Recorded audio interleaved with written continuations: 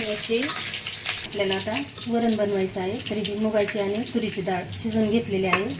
तरी करून घेतली आणि लसूण आणि कढीपत्ता हे तेलामध्ये तळून घ्यायचा.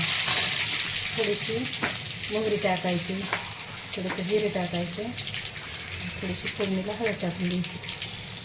नंतर आपल्याला हिरवी मिरचीचं करायचं आहे ना वरण, त्याच्यामुळे हिरवी मिरची टाकून द्यायची. असं तेलामध्ये छान असं परतून घ्यायचं. आपल्या असल्यामुळं बारीक केलेलं टमाटर छान असं परतून घ्यायचं.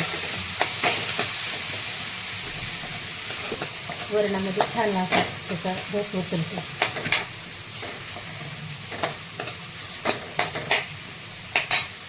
अशी कोथिंबीर टाकून घ्यायची.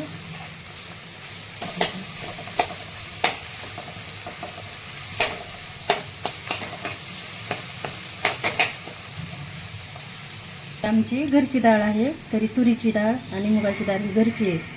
तर ह्यापासून आपण वरण बनवतो.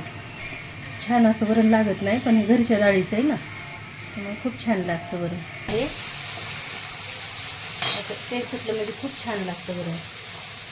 असं पण घ्यायचं.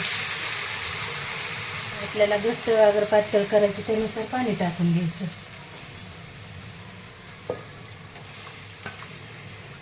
असं कडत आलं की थोडीशी आणखी वरतून कोथिंबीर टाकून घ्यायची. थोडासा आपल्याला घट्ट करायचं, त्याच्यामुळे थोडासा कूट टाकून घेतलेला. हे आमच्या खेड्यातल्या पद्धतीने वरण केलेलं आहे. आमच्या गावाकडची पद्धत आहे ही. होऊ शकतात किती छान असा कलर ते आलेला आहे. आता हे वरण कडलेलं आहे. तरी पाहू शकतात कसं थेर असं छान असं तेल उतरलेलं आहे. हे आता वरण खाण्यासाठी तयार झालेलं आहे.